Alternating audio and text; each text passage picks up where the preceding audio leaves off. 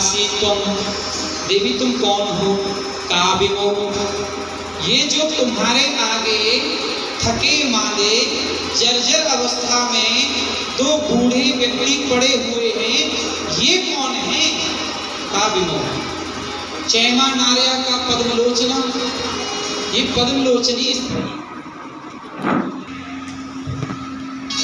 ये पद्मलोचनी स्त्री कौन है? तुम इस प्रकार से रो क्यों रही हो? तो वह देवी बड़ी उदास होकर के बोली, हे देवर्षि, मैं कौन हूं, अपना परिचय दे रही हूं। अहम भक्ति रीति ख्याता इमहु में तनयो मतो ज्ञान वैराग्य मानो काल योगे निजल जरो। हे देवर्षि, मैं भक्ति हूं और जो थके माथे जर्जर अवस्था में पड़े ये मेरे पुत्र हैं, इनका नाम ज्ञान वैराग्य है। मुझे देखो, मैं कहाँ उत्पन्न हुई? उत्पन्ना द्रवणेशा पृथ्वीं कर्णाटके गता क्वचित् क्वचित् महाराष्ट्रे जीर्णतां गुजराते जीर्णां गता। मैं द्राविड़ देश में उत्पन्न हुई, महाराष्ट्र में पली,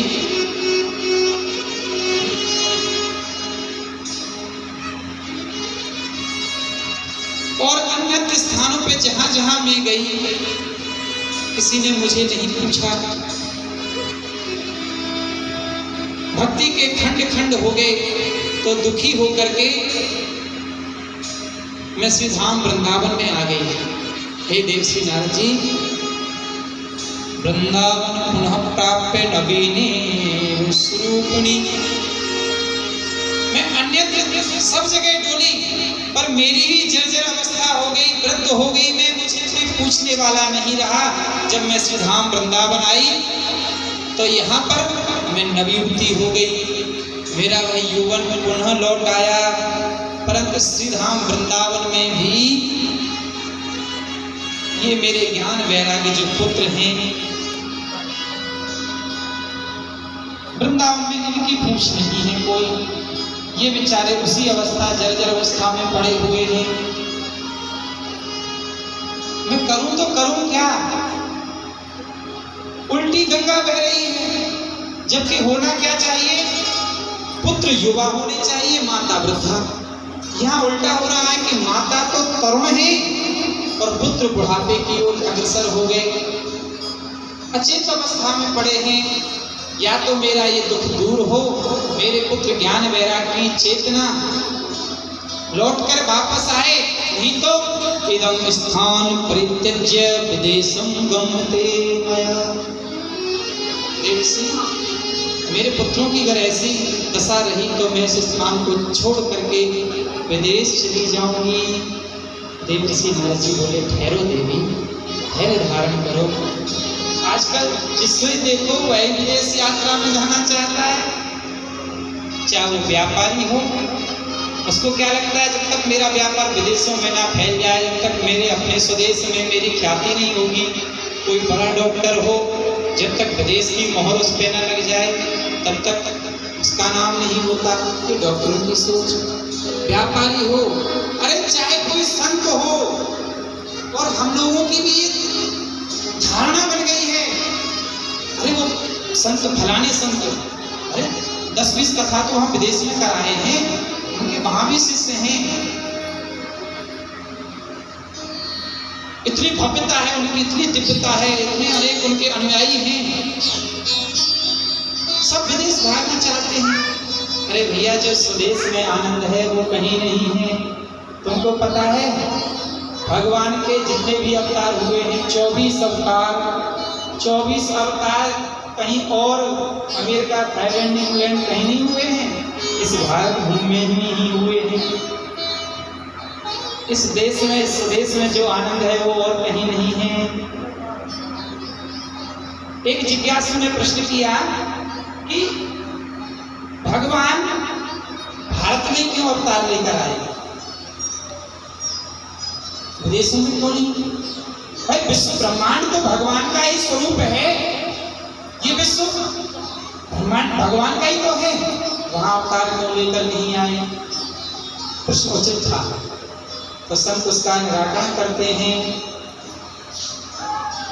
कि इस शरीर में, शरीर तो हमारा पूरा है पर प्राण मुख्य हैं। अगर प्राण निकल जाए तो शरीर किसी काम का नहीं रहता है। तो भगवान प्राण के रूप में ये भारत क्या है? इस पृथ्वी लोक का, इस भूमंडल का प्राण है। ठाकुर जी इसीलिए इस भारतवर्ष में जन्म लेकर आते हैं। जब प्राण है, ठाकुर जी जगत में क्यों डोले? प्राण के रूप में हमारे हृदय में आकर बैठते। भारत भूमंडल का हृदय है, प्राण है तो देह सुरक्षित है। प्राण ही नहीं रहेंगे तो देह मृतक हो जाएगी, किसी काम की नहीं। फिर तो घर वाले भी कहेंगे भैया ज्यादा मत रोको, ऐसे बदबू आने लगेगी, ले जाओ।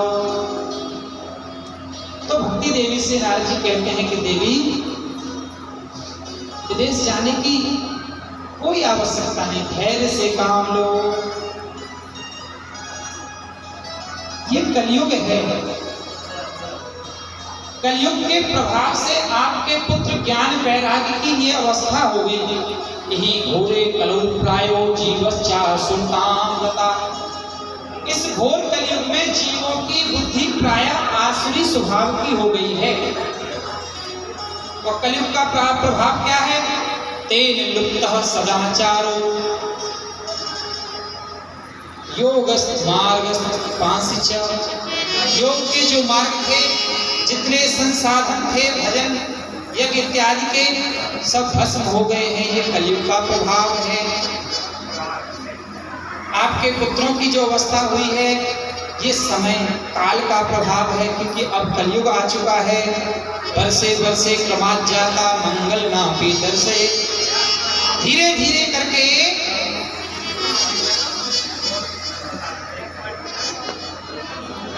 अब पाप बढ़ने लगा, पुण्य घटने लगा, मंगल कहीं दिखाई नहीं देता। परंतु इस कलयुग में धन्य है श्री धाम वृंदावन, कि जहां भक्ति बूढ़ी थी, वृद्धापन को वृंदावन में आकर के दूर कर लिया और नव यौवन को प्राप्त कर लिया। धन्य है ऐसे श्री धाम वृंदावन को। वृंदावन से संयोगात् पुनस्त्वं तरुणी नवा। धन्यं वृंदावनं तेन भक्तिर्यद्यपि यत्र च। श्री धाम वृंदावन में यत्र तत्र सर्वत्र भक्ति नाच रही है।